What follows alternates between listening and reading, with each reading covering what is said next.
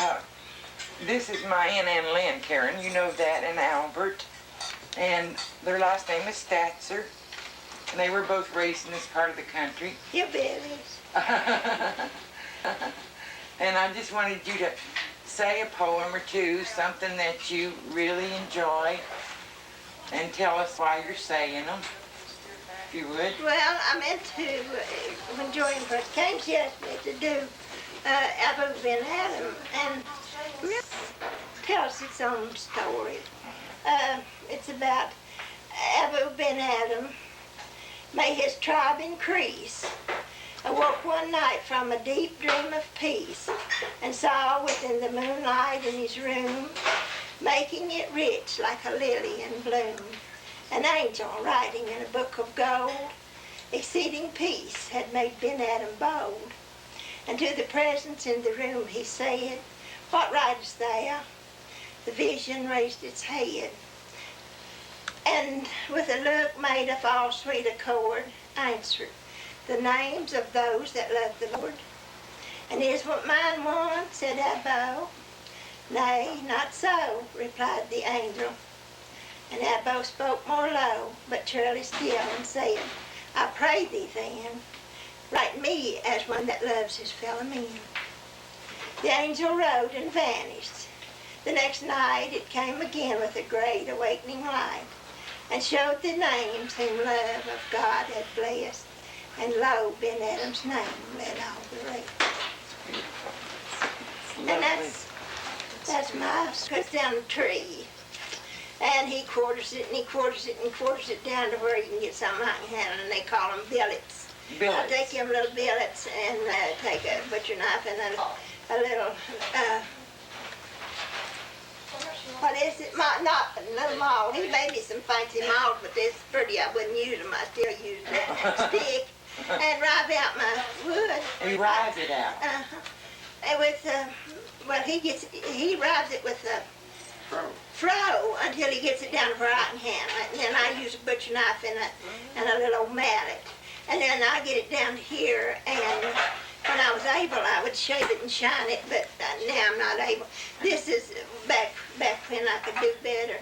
And I stained this, and this is the Cherokee pattern. I patterned it after a Cherokee basket, and they sell them for $75. And I could sell them if I could make them, but I whittled out my own little handles and everything. She whittles her own little handles. And they're rather sturdy because they're made with an offset in there, and they can't pull up out there. And this is recent, and Albert went all the way down into Beezus Woods and got a tree, and he thought it was a smooth little white oak tree.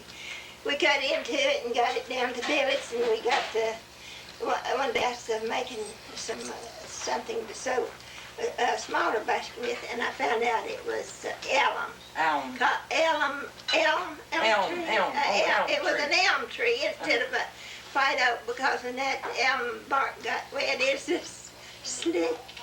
Oh, it's slippery elm. Yeah, slippery elm. And well, what kind of wood did you say this is? This was white oak. This was White good oak. old white oak. It's the best. It's tough, and really it'll last forever. And when you're supposed to wash them up, scrub them up with soap and water about once a year, which you can tell this hasn't been done. But now this is what started out to be a white oak basket, and it's this slippery elm basket. What it is. But it did pretty good. He'd always wanted one, never did have one. He had all kinds of and all, and that's how he practiced on his lathe making. He had a lot more shavings than he had candle holders. And what are they made of? What kind of wood, Emily? Thicker than walnut and different ones. Mostly those are. Sycamore is white. The white, he puts that white inside of the. The white down here is Yeah, sycamore. he has to glue that inside of the dark, and then put it on the lathe and shape them out. It's fascinating. But that's where he practiced. He could probably do something great now, but that's what he started out It's with. just beginning. Yeah, and we love him. Frances picked the first one. She always takes the first of everything. Does she? But it did pretty good. I just wanted you to say, you want to tell us about your tobacco this year, Albert? Probably about 3/4 of an acre. Burley tobacco. And when does the warehouse open where you put it on the market? About in November, about the middle, Somewhere along there, I That used to be hog killing time around here, didn't it, Albert, too? guess. Yeah. You kill a hog. And how many strawberries did you sell this year? Probably about 400 gallons, I guess. 400 gallons. 400 gallons? How much land consists of 400 gallons of Which is about strawberries? 3/4 of an acre. Probably an acre or more, I About an acre for guess. that. Are they? What all do you grow, Uncle Albert? Tobacco, strawberries, hay, and a few cattle. Yeah, that's great. Corn? Do you still grow corn? Not much. Had a pretty good garden, but no corn. Did you, what was I going to ask you? What kind of cattle do you have? Well, whiteface, they're kind of mixed up. Are they? Some of them Angus. Angus. Whiteface. It's a good life, though, isn't it, Albert? Yeah, I guess so. It's a good he won't hardly give it up. It's a good he won't hardly give it up. It's a good he won't give it up. That's weird.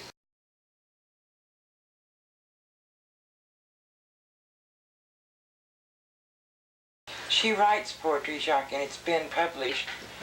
And she might say one of her own poems for us. Would you, Ann Lynn? Now, it's like I said, I don't try to say anything anymore. I'm too nervous to try to, I know it by heart, but I'll read one if you want me to. Right. I told Joanne I didn't want to say it because, and it's rather long. But when we were compiling this book, when I was chairman of the home demonstration clubs of Russell County, and they wanted me to write a poem, and they said write one about grandmother or the olden times. And I said I can't do it. Mary Virginia said you have to. Said you're the chairman, you have to have something in the book. So I went about the day before we had the committee meeting about the book, and honey, I said I started writing, and it wasn't a bit of trouble at all. So here's what I come up with. It's supposed to cover all of the stages and all the stuff. So I've got it to Grandma's house. And let's turn the clock backwards. Let's forget all our cares and take a trip to great-grandma's way back through the years. What a feeling of contentment when we hear Grandma say, come closer now, my children, and learn of the good old days. Now, when I met your granddad and vowed to love, cherish, and obey, we built our lives upon those vows, and we've kept them till this day. God blessed us with a family, the children numbered 10. When the youngest was just a baby, the oldest ones were men. A happy bunch of kids were they. We raised them by the book. The boys helped out on the farm, and the girls learned to sew and cook. Fun.